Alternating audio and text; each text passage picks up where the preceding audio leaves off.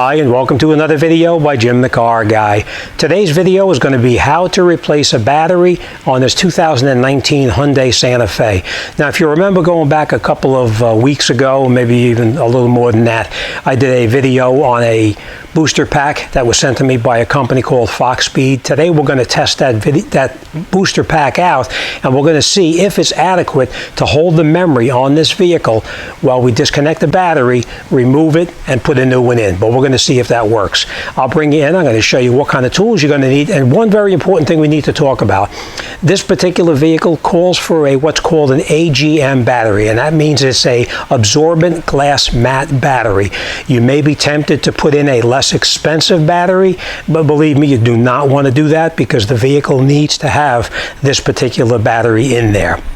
I know they're expensive. You're going to spend well over $200 for a good quality battery, but believe me, it's well worth the money, and I would not do any other way. Whatever comes out is what goes back in. I don't want to change anything else that to a less inferior grade battery, because you're going to have problems with it. This battery here, there's nothing wrong with it. It works fine. It's a perfectly good battery, but my own personal vehicle, which is what this is, I usually change the battery every 3 to 4 years just to avoid a problem down the road. Now this battery here, even though you say it's a 2019, you say, well, it's 2019, so really it's only, right now it's 22, so really it's not time to change it yet. But the battery itself was manufactured not in 2019, the battery was manufactured in 2018, as you could tell by the production date on the door of the vehicle. All right, so enough talking, let me bring you in there. I'm going to show you what tools we're going to need, how we're going to do it, then we're going to get this job done.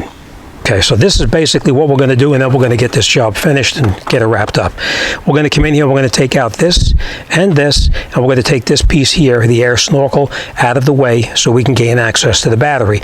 We do have a small bolt down there, as you can see it. Maybe you can't. It's a 12mm bolt. We're going to take that 12mm bolt out as well. We are going to disconnect the negative and the positive. We are going to disconnect, just so you know, negative comes off first and goes on last. So negative comes off, put it to the side. Positive then comes off and put that to the side. Then we're going to take the battery, lift it out, put our new battery in. We are going to reuse this cover right here because it does protect the battery, even though you think it doesn't. It does protect the battery a little bit. So this is what we're going to need: a small screwdriver, a ratchet, an extension, a 12mm socket. We are also going to need a 10mm socket. As I said, we're going to take our Foxpeed, we're going to try it, and we're going to see if that works as they say it's going to. It comes with this right here, and this plugs into the side over here where it says DC output. And then we take this in the vehicle, connect it into the accessory port, and when we're ready to disconnect the battery, we turn the key to the on position, not to the run position, just to the on accessory position. And this is the cable that we're going to use to connect this to our vehicle inside. All right, so enough talking. Let's get in here, let's get this job started, and let's get it finished. Okay, so now before we do anything, we're just going to come in here, we're going to remove this right here. We take our screwdriver, put it underneath the edge right here, and just rock it back and forth, and the inner piece pops out, and then you take the entire lock pin out. Same thing on this one right here, just lift it up a little bit, take it out, lift this up, just pull it back and forth, and we can take this out of the way like that. Okay, these are the connections here, 10mm. We're going to take this one off right here as well. We're just going to take this. We're going to put this right here for now because we're going to reuse this later. 10mm here as well. And remember, we said we're going to take that 13mm out down on the bottom. So that's what we're going to do.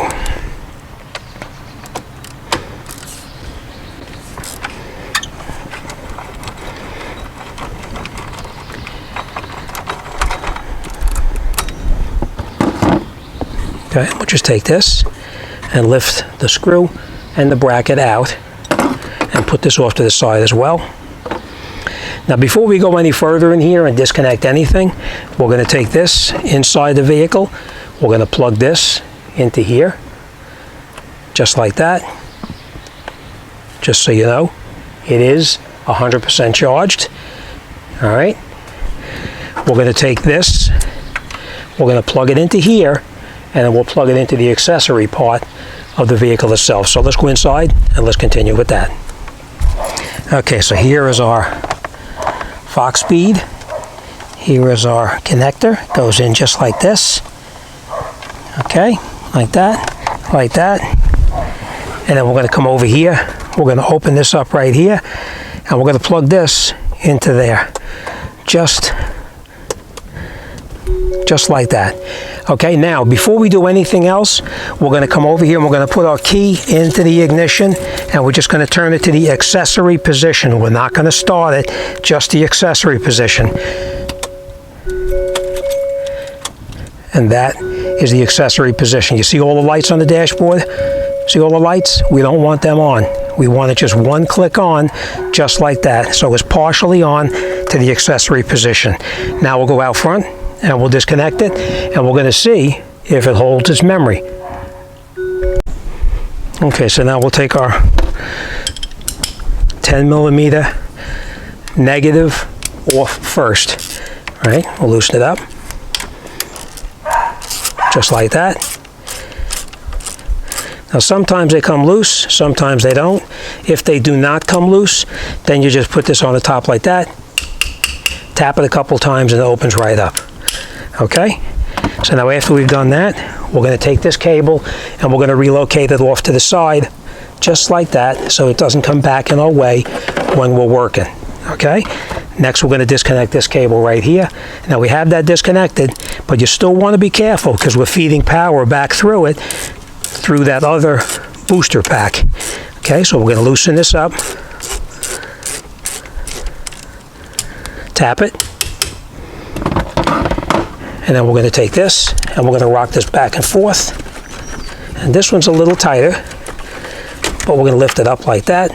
And now we'll take our battery and we'll hold this off to the side like this. And we're going to lift our battery out.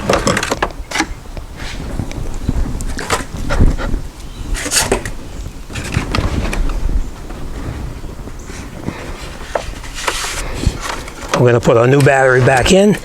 As I told you, we put that plastic shield back on it too. Now we're going to take this cover off. We're going to take this, put it back on to the positive side, push it all the way down, and then we're going to come in here with our ratchet and we're going to snug it down. Make sure it's down all the way. And then we'll snug it down. Does not have to be super tight. You just want to snug it down. Okay, nice and tight. This can go back over like that. This is going to be trash, just so you know. This cover here, we take this off. And then we'll take our negative cable and we'll put our negative cable back on as well, just like that. And now we can tighten up the negative down till it's snug as well.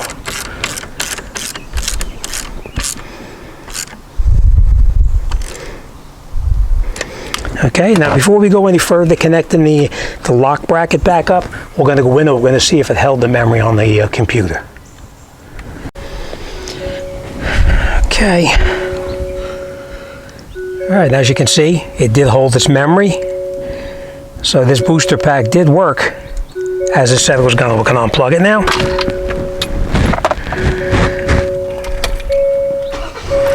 Start it up.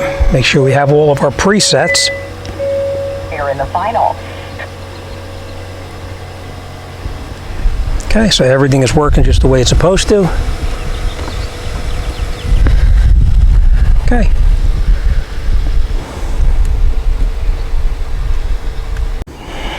Okay, so now that we have everything connected the way it's supposed to, we're going to put our negative cover back over the top as well.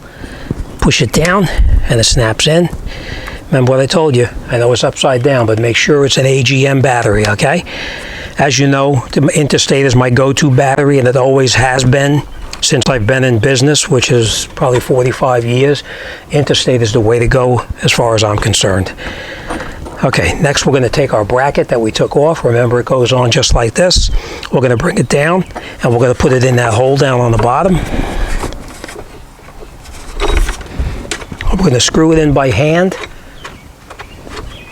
Once you know that it's screwed in correctly and it is not cross-threaded at all, then we'll come in with our ratchet. Remember, it's just a 12mm socket. We'll put it on there and we'll snug it down. Doesn't have to be super tight, just snug.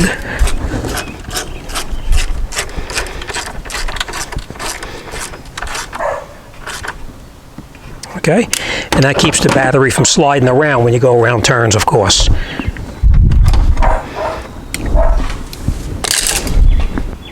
Next, we'll take our snorkel, put it back inside here as it belongs. And we're going to slide our battery slightly to the left because it's interfering with the snorkel.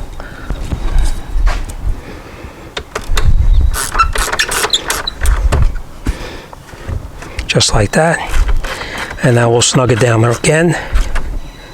Nice and tight. Take our snorkel and put it in there.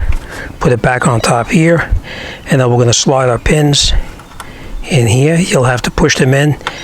And then once you have it in place, push that in there. Exact same thing on this one here. And push it in.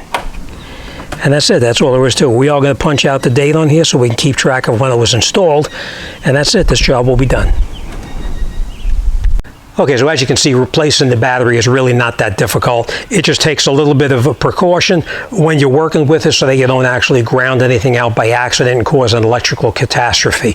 So make sure you take off negative off first, positive comes off second. When you put it back on, positive goes on first, negative goes on second. Very, very important.